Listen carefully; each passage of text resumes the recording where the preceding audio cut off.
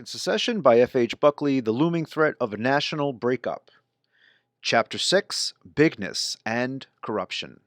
If you're enjoying the series, we're about halfway through now, and I just encourage you, if you haven't done so already, to please subscribe, to hit the thumbs up button if you're getting value from it, and most importantly, to share it with other people to join the conversation.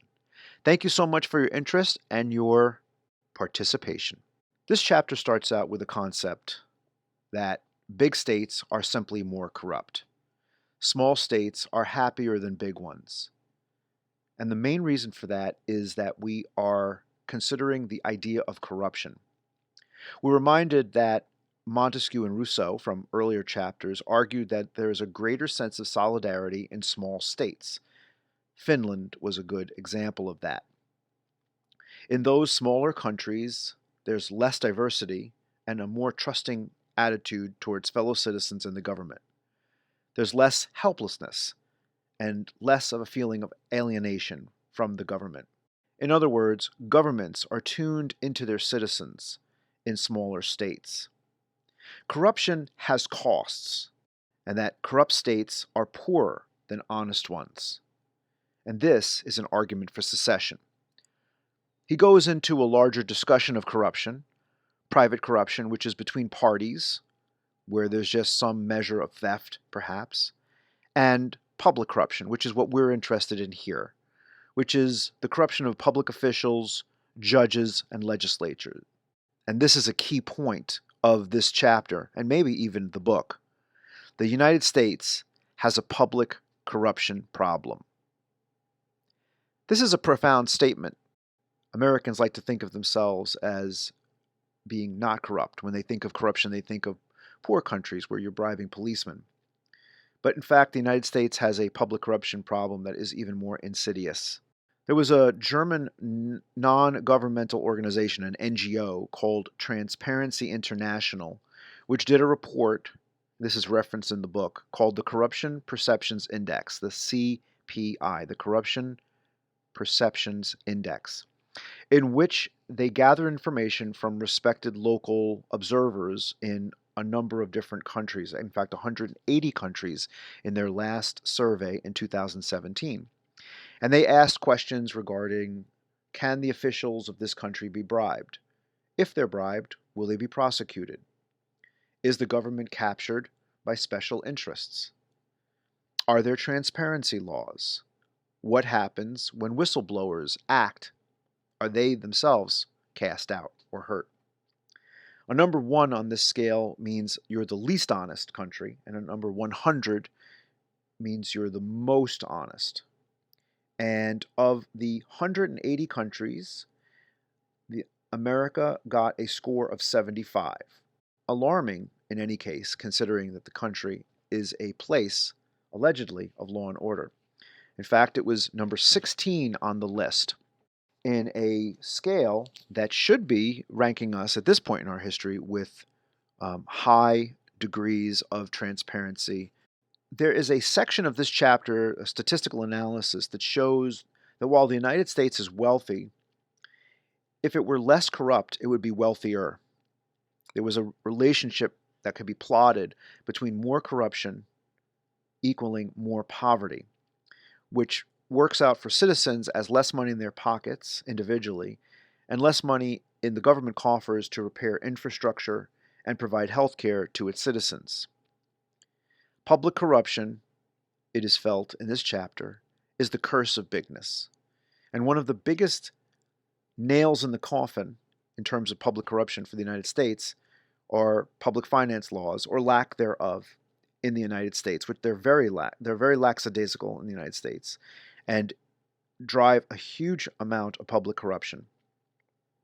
Now, the United States, like many countries, has specific laws to criminalize things like bribing a public official, but it does allow lobbying to happen basically unfettered and unhindered in any way.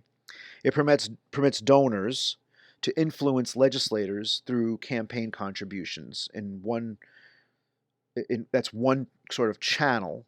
And then, of course, it hires former members of Congress to come and work for them where they can use their influence after they leave Congress. There was a Supreme Court decision, Buckley versus Vallejo, in which the Supreme Court held that donors can contribute unlimited dollars to super PACs, political action committees, that do not coordinate specifically with a candidate. Wink, wink. That was the holding. And in fact, what has happened is there is a pipeline of cash going from lobbying organizations that represent interests like big tech or big pharma or agricultural genetic modification or just big business in general, specific industries, that have led to a pipeline of cash. In 2012, it's referenced that $3.3 billion came in the form of campaign contributions to the political war chests. And the result is this sort of pay-for-play network. One study referenced in the chapter noted that for every dollar a firm spends on targeted tax loopholes, the payoff is $6 to $20. And furthermore, when companies via lobbyists make contributions of this nature, there's a lower possibility of being prosecuted for crimes like fraud. And that's really easy to see when we see the lack of convictions that occurred in the United States after the 2008 housing bubble breakdown. There's a revolving door of legislators that leave government and become lobbyists. And as I record this, just after President Trump left office, one of his last actions leaving was to remove some protections against people having worked in his administration. He removed the prohibition of them to go and work for firms outside of the government. Jim Cooper, a former representative, had made the observation that Congress has become a farm team for lobbying firms. That's quite a sad statement, but unfortunately, I think he might be right. There was some discussion on the tyranny of the majority that was debated by the Founding Fathers, but after that conversation, after that was discussed, the idea of minoritarian misbehavior became something that Buckley was interested in exploring, which he characterized as the oppression of the majority by a concentrated and powerful financial minority. The policies of the Federal Reserve, which is in fact a private bank, despite its misleading name, has shifted wealth from a large number of people, the American people in this case, to a small number of concentrated people. Some people have called them the 1%.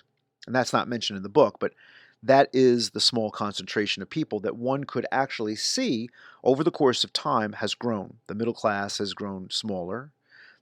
Lower classes have grown, of course, higher. And the amount of people who hold the concentrated amount of wealth are much smaller.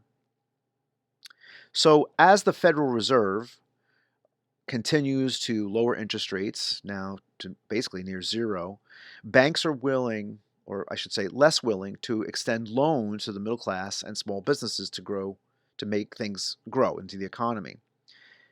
Additionally, these low interest rates cause retirees to get minimal income from their government bonds.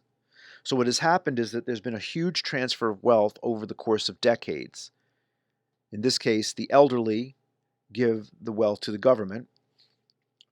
The government, in turn, gives its wealth to the bankers through the relationship between the Federal Reserve and the Treasury and power brokers. This is a very timely discussion to have as we look around the news headlines these days. Buckley went into a small discussion about federalism, and he talked about how the federal system has successfully policed blatant political corruption during the 20th century, specifically as it relates to civil rights, where courts in, let's say, Mississippi were so corrupt, so blatantly criminally corrupt, that they needed someone to step in. He noted that non-criminal corruption in the form of just laws that are rules that allow people to go to Congress and fundraise and accept political action committee money, and of course leave and become lobbyists themselves, is a non-criminal corruption that is much harder to destroy. And the result is that these pay-for-play networks have been created.